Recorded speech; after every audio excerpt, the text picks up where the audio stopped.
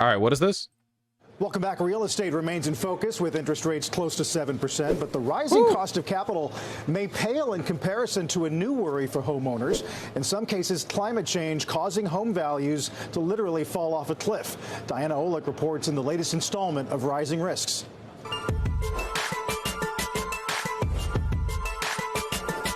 Nice little end of the world From intro. Dana Point, California to Long Island, New York to Nantucket, Massachusetts, some of the nation's priciest coastal real estate is in an increasingly precarious This house right here, this like abandoned, this is the priciest real estate in the USA. position due to climate change. They're buying them knowing they're going to lose them.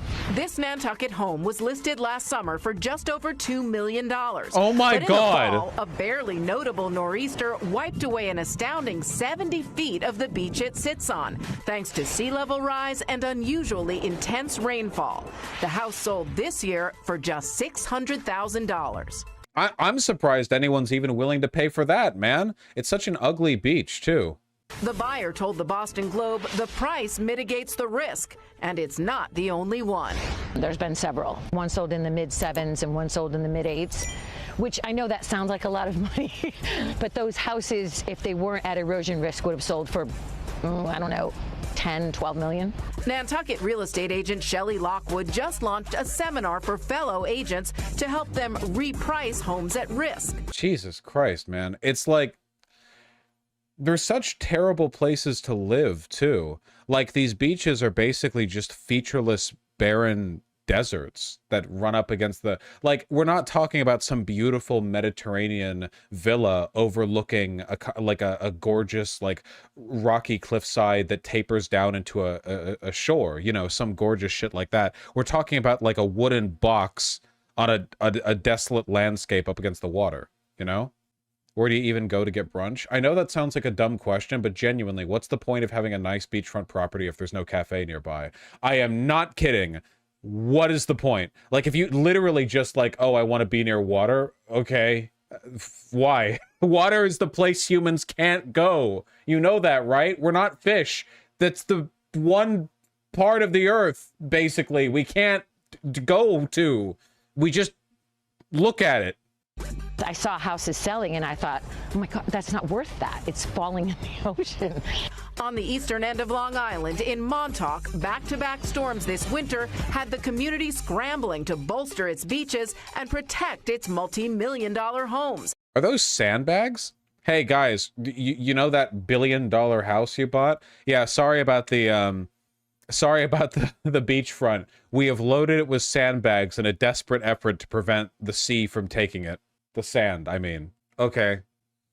As the water came in faster than ever before. God. Where we've seen flooding in the past and the water subsiding right away, it's not subsiding anymore. We have a friend that's has a $10 million home, and he's not even sure what to do with it, because if he sells it, it's never going to be the $10 million that he bought it for. Good, fuck you. Looking at zip codes just on the east and Gulf coasts of the U.S., these 33 have a median home value of at least $1 million.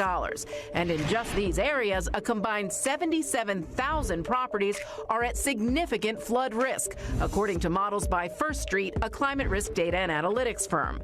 That is roughly $100 billion in potential losses.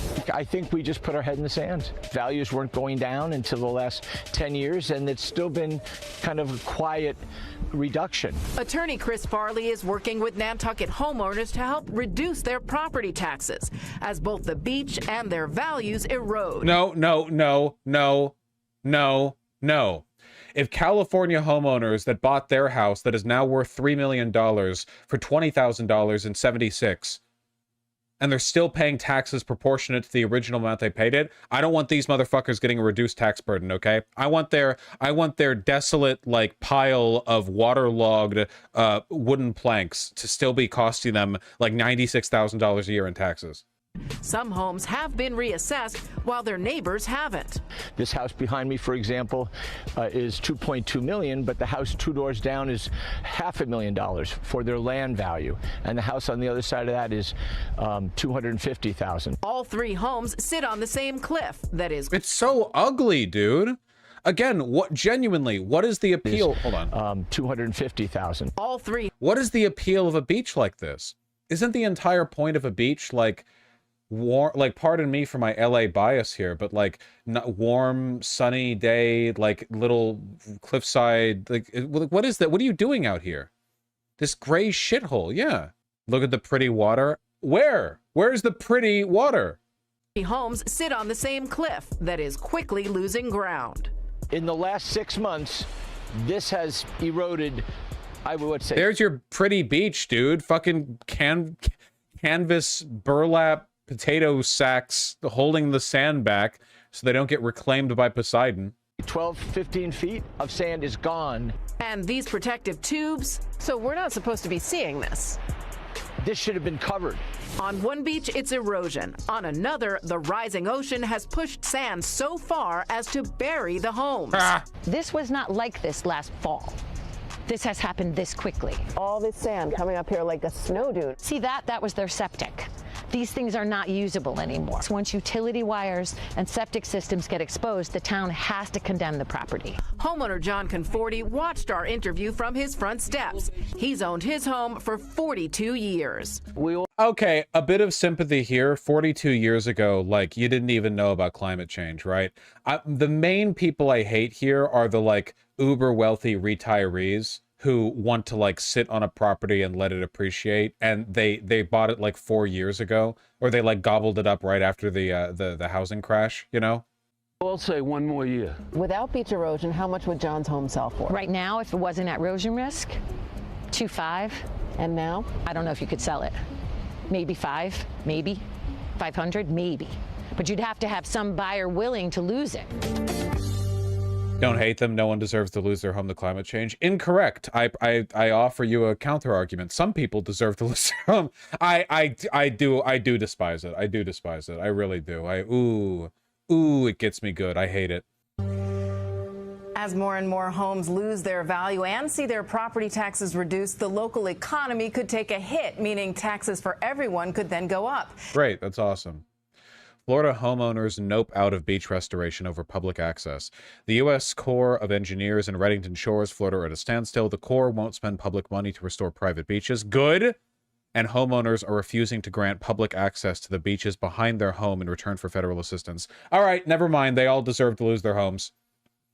Yep, the kind of people who would buy a slice of a private beach would, in fact, be like menaces to their community. And they deserve to be taken to the sea. The federal government, specifically the U.S. Corps of Engineers, has offered to haul in $42 million of new sand on the condition that 461 of waterfront homeowners provide public points of access to the beaches behind their homes. But half the homeowners refuse. They would rather have their beaches disappear to the ocean than allow the federal government to spend millions of dollars restoring it on the condition that other people get to enjoy it too. Cool. Would rather lose everything than have to see poor people. That is literally like the crux of the problem, broadly. That is where we are. Yeah. Good, man. As a Floridian, Florida wealthy beach homeowners are the devil. They're retirees who want to be petty tyrants owning the housing market. Yep. No, 100%. No, I know the types. I know the types. Same region, homeowners tried to do mitigation on the cheap and it all washed away. $500,000 sand dune designed to protect coastal homes washes away in just 3 days. Holy shit. Residents in Salisbury, Massachusetts invested $500,000 in a sand dune to defend against encroaching tides after being completed last week. The barrier, made from 14,000 tons of sand, lasted just 72 hours before it was completely washed away. Jesus. We witnessed two incredible things today. First of all, a historic high tide and a handmade sand dune that was washed away in 3 days. Ron Gilmet stares out at Salisbury Beach with one word to describe it. Catastrophic. This week, private homeowners along the beach wrapped up a $500,000 project, bringing in Why is the sand so gray? Because this is, what is this, Massachusetts? Because this is like a blighted beach. It's not like the beaches down in Florida or in Mexico or on the West Coast. Like the Northeast or even North Central United States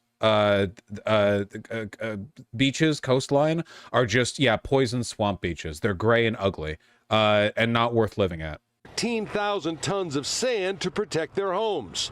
In 3 days, the sand is gone. Rick Rigoli Holy oversaw shit. the project. We got hit with 3 storms, January 2 in January, 1 now, at the highest astronomical tides possible. Just down the street in Hampton. Like, imagine living here. Imagine the world being as it is and being like, you know what I'm going to do? Okay, I'm going to live on a pier, like on the outstretched pier. I'm gonna live on a dock. Beach, New Hampshire, police were keeping people out of this seacoast town until waters recede from high tide. Some vehicles didn't make it out.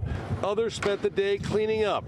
Provo runs a beachside bar in town. Why would you even want to? Well, they're stupid, is the thing. Like, there's no reason to. It just comes with the territory. You can move or you can stay with it. I mean, it's Mother Nature. You can't do anything about it. Okay, I will say, however, this guy has the phrenology to survive the winters here.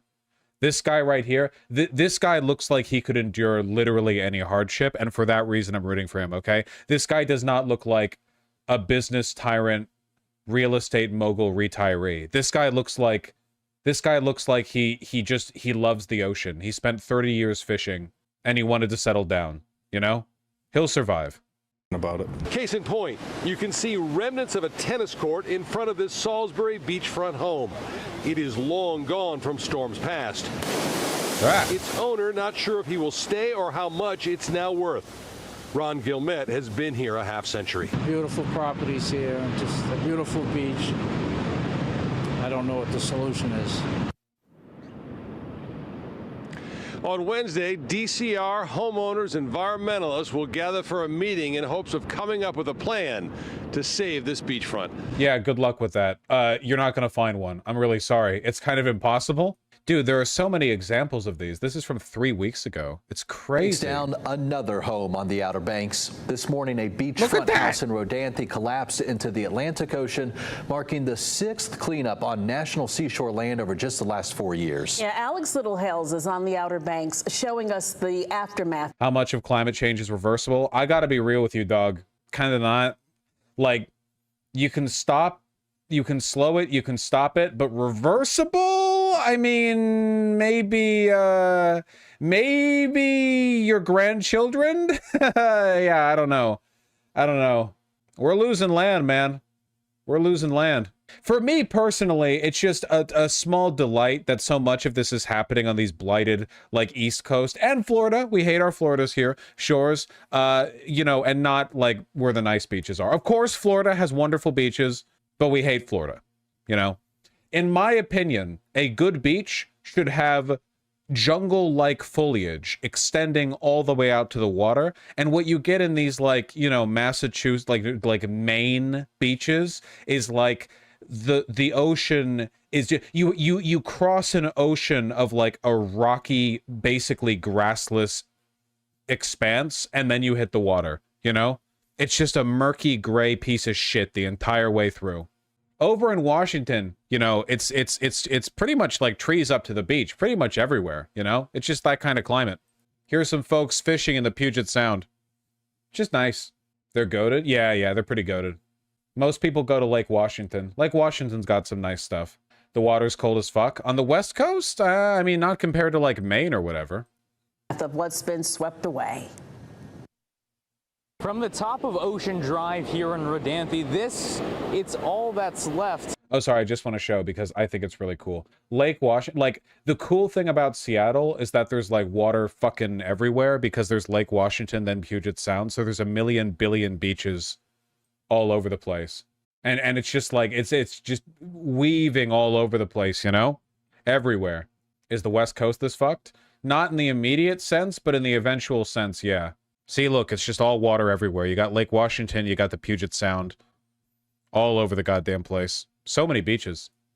The once tall-standing oceanfront property here along the sands, now washed away by the Atlantic Ocean. And believe it or not, this is actually just a small amount of the debris.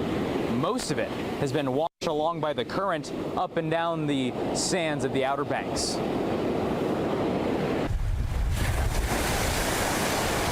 When you live with Mother Nature at your front door, something's got to happen, and we're going to keep losing more houses. Rodanthe homeowners like Chris Lampman can only look on and wonder if his house is headed for the same fate. Great-grandfather's job was. For beach nourishment.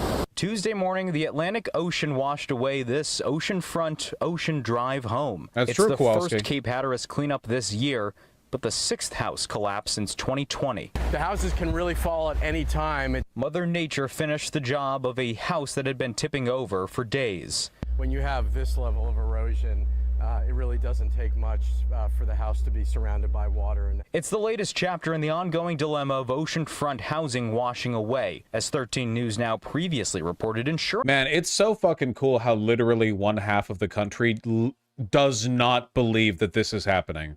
Insurance companies are willing to cover the cost of the home if it's been destroyed, but not the proactive attempt to move them before they're gone. I really can't comment on the particulars of insurance, but I can tell you our goal is that they be moved or removed from their location. And as several other homes loom just as close, there is no telling when exactly they could suffer the same fate. No comfortability at all. Oh, yeah? No. Mother Nature will always win. She'll come back and get it. Like, I don't want to say these guys are conservatives because I don't want to come across like I'm doing something a little bit victim blaming, but I am, however, like, you know, pulling out my jeweler's glasses and zooming in 20 times and observing every feature of their fucking appearance, and I feel like they might be conservative, yeah. Just a little bit. I feel like that might be the case. Florida Senate is voting on a $200 billion bailout aimed at protecting waterfront real estate owners. Well, that makes sense because in Florida, $200 billion, huh? You got that kind of money? Fucking DeSantis? Because Florida beachfront property owners are basically the aristocracy of Florida. Like that, those are literally your guy. Like that might not be the majority of the population at all. Like Miami has millions of people in it and it's in there. But you know, like this is their aristocracy. This is the annual budget for Florida. Nice. Known as the Beach House Bailout. Introduced by Representative Ron Klein, Florida Democrat. We love our Floridian Democrats, don't we? The Homeowners Defense Act, great, known as the Beach House Bailout, is nothing more than a TARP-style taxpayer-funded bailout Mr. Klein's used to help the home state. Why must we pay for multimillionaires' mistakes? Because that's the job of the government, man. The proles pay tax dollars so that the government can help out the wealthy when their investments don't pan out. On the Outer Banks, Alex Littlehales for 13 News Now. Also, we have to keep in mind something very important, which is that no amount of money can actually fix this. It's the ocean levels rising, man. Like, it's not like we can build more robust flood defense systems. It's literally the ocean levels rising. Oh my God, Ruben, we have opinions on this, do we? Is that true? Share your opinions. He's loud because he knows that he's coming up on his deballification appointment. Have you had fun having balls? It's time. It's time for you to not have balls. Look at this little guy. Those eye crusties, what the fuck? Yeah, he's got a little bit of cat herpes. Every cat has herpes, basically. You know, he's got a little eye goop. We clean it regularly. His eye get goopy. He's been to the doctor. He's fine. It's just a cosmetic thing, really. Yeah, you got to be careful cleaning the eyes. If you pick at it early, you're like, wipe. You know, you can hurt him. Don't want to do that. Is it regional? Damn, like, fucking like 80% of cats got herpes, right? 80% of humans too? I don't know if it's that many, Chief, but it's a lot of them. 100% of humans. Florida spent at least $2 billion on beach nourishment over the last 87 years. Probably more recently, I would imagine. Well. It's not good, folks. It's not good.